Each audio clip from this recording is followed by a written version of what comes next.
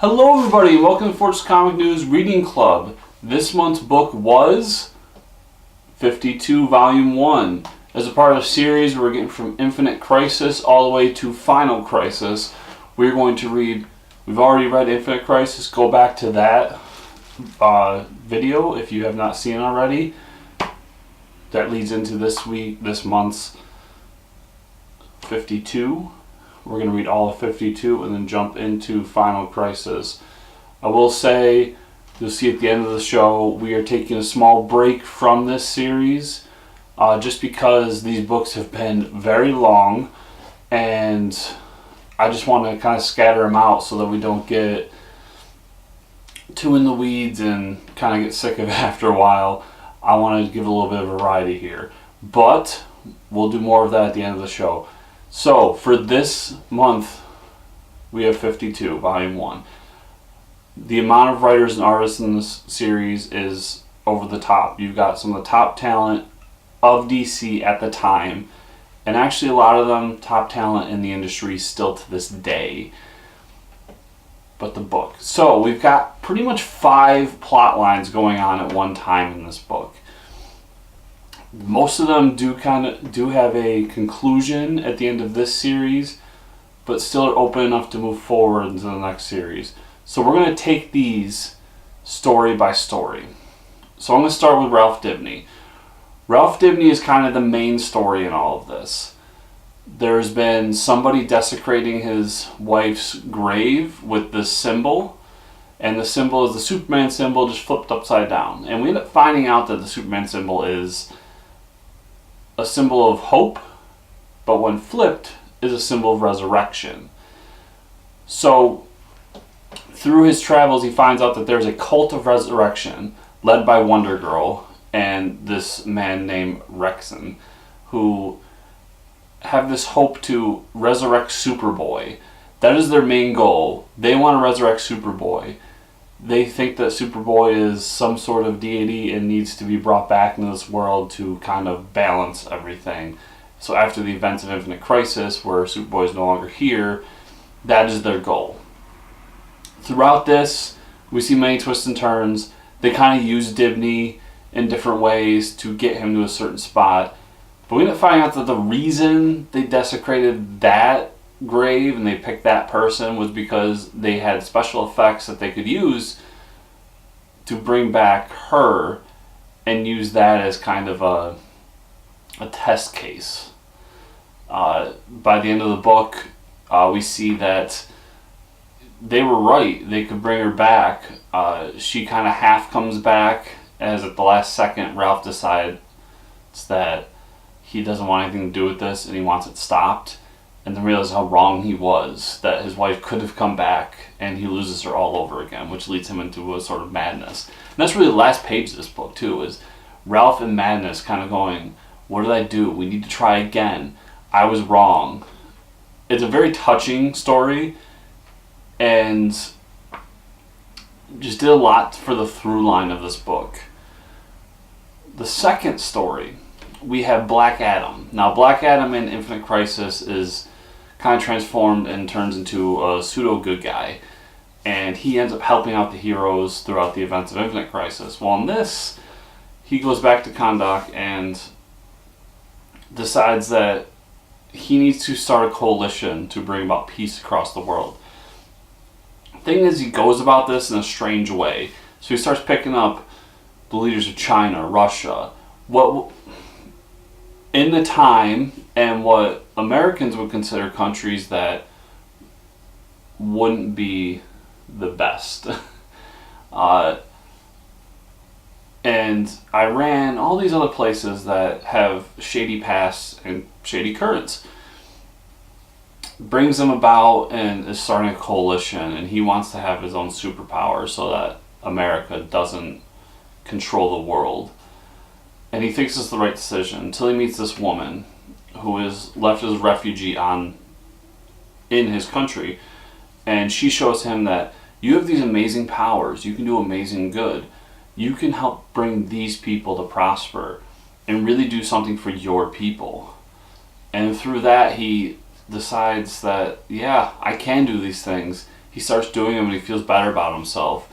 So he decides that she needs to join him on his quest. So they go to the Rock of Eternity. And who's there? Shazam! Or Captain Marvel. Whatever you want to call him these days. And the Wizard Shazam is no longer around.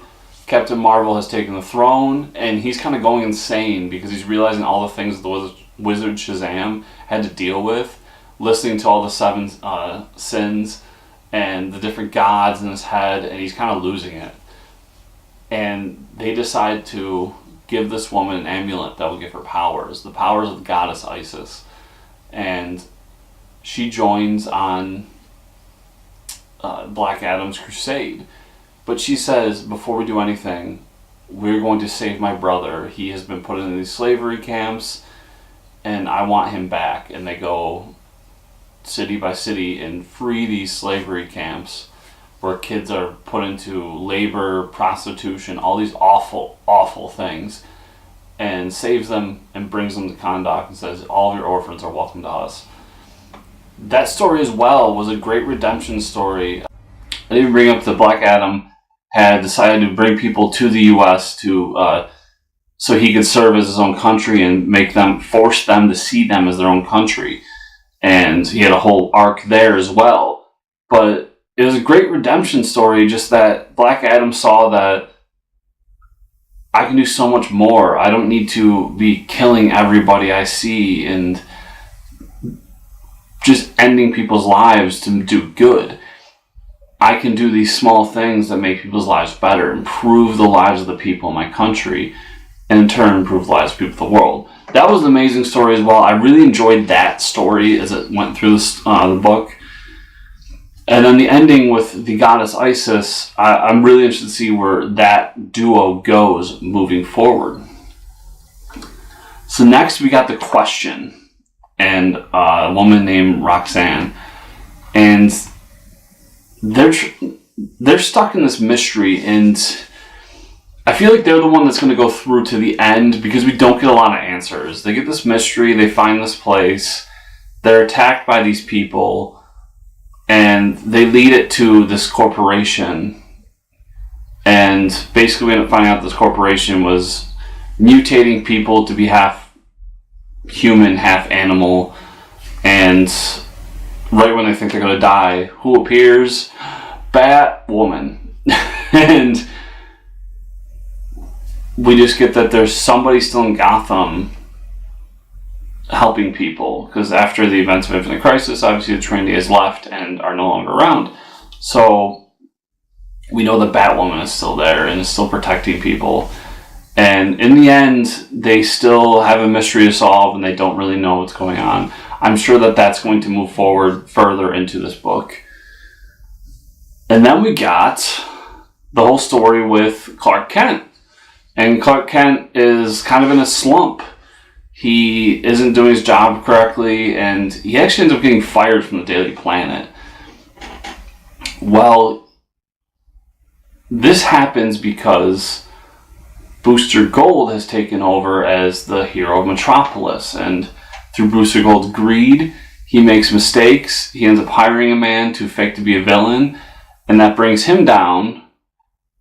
And then come around, we have another hero that comes in and decides to be the hero of Metropolis. Well, Clark was supposed to get the exclusive with him and doesn't, and the Daily Star does instead of the Daily Planet, and that leads him getting fired. Well, Clark sees him in the distance and says, well, I know what I can do to get my exclusive with him, and jumps out a window. Of course, nobody knowing that Clark Kent is Superman is worried that he's going to kill himself.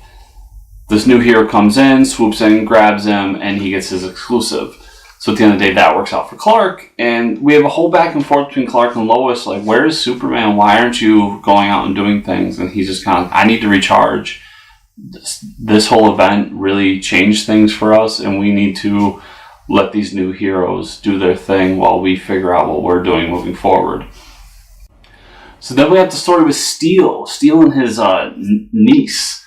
And his niece has kind of gotten drunk with power a little bit. So Steel takes away her suit and says, you need to earn this. You need to figure it out on your own. I can't spoon feed you superpowers. And that kind of drives her into this crazy situation where she wants to be a superhero, she wants to do good, but she wants it for the wrong reasons. And in the background, Lex Luthor has found out that he knows how to change people's DNA to create superpowers within them. So, Steel's niece finds out about this and goes to Lex and says, I want powers, I want to do good, I want this, and he helps her. In the background, Lex has also given Steel these powers without his knowledge, and Steel didn't want them. Steel wanted nothing to do with this. He thought this whole program was a mistake and that nothing good was going to come of it. So we get a clash between them where Steel comes in, his skin has turned to Steel, and he has these superpowers now, and he goes to Lex and says, what'd you do to me? What'd you do to my niece? Where is she? She pops in. She's basically the new Superman or Superwoman, and she has all these amazing powers, and they get into a battle that leads to little resolution where Steel's like, I can't allow you to keep doing this. I can't allow you to work for Luthor, but there's nothing I can do right now, and they move forward. That story I didn't enjoy as much. I thought it was kind of cliche, and I didn't get the point in all this, other than maybe Luthor having his own super team and that being a plot line down into book 2, 3, or 4, possibly. But that was probably the weakest of the stories, in my opinion. And then finally we get Animal Man and Starfire, and they're in space. After these events, a bunch of the heroes disappeared. We don't know where they went. And Animal Man, Starfire, and Adam Strange are stuck on this planet, and we don't know what's going on with them. They're trying to find a way out. They end up finding out that the planet is controlled by this being, and is one giant trap for him to hunt people. They start eating the fruit in the planet, and find out the fruit is intoxicated, and basically puts them in a lull where they're just happy to be where they are. They end up fighting this person and finding a power source of their own that they can use in their ship to try to get out. But the problem is if they get out, they're going to be hunted by people across the galaxy. There's zero resolution to this. We don't really know what's going on. But I'm intrigued moving forward. We need stories moving forward. This is only 13 issues of a 52-issue series, so I didn't expect everything to get resolved in this one book. But all in all, I thought it was a good series, especially for a weekly series. I thought they had enough stories going on to keep me intrigued. They did enough in each issue to make me want to keep going and to feel satisfied issue to issue. I really want to read more of it. At the same time, it's tough because you have a lot of heroes that aren't the Trinity, that aren't Superman, Batman, Wonder Woman. So some of the stories, like I said, Steel didn't resonate as well with me, and there's other little micro stories throughout this as well that didn't resonate very well. But all in all, I thought they did a really great job, and I thought it was cool to see these different heroes that aren't the Trinity get their spotlight. And it was kind of cool in that sense, where they had a tough task ahead of them to not use these big characters and to put spotlight on smaller characters. And I think the writers here did an amazing job. And the art throughout the book was very consistent and well done.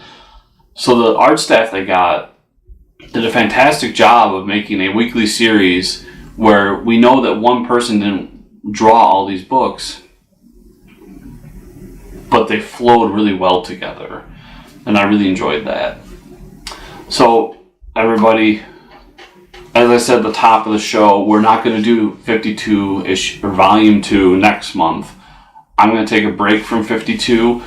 What we are going to do in honor of a guest that I have signed, a guest that I've gotten for the podcast, I'm going to read Hal Jordan and the Green Lantern Corps, Volume 1. This is a more recent book, DC Rebirth. We're going to jump into that and check that out, talk about that. Give us a little break from 52 and the whole Crisis thing. I know this book was quite large and took a lot to get through. Now remember, if you want to pick up Hal Jordan and the Green Lantern Corps Volume 1 by Robert Venditti, I have a link down below to my comic shop, mycomicshop.com, a great website to pick up your books and get back issues, trades, all these great things at a reasonable price. Click on my link below. It'll take you there, and you can look for the book or any other things you need, bags and boards, new issues coming out, so on and so forth. And we'll jump into that next month, I'm sorry. And, you're watching this on YouTube. Hopefully you give me a thumbs up down below if you're enjoying it, a thumbs down if you're not. Comment below. I want to hear your thoughts on 52 and any of the other books that we're doing in this series of videos.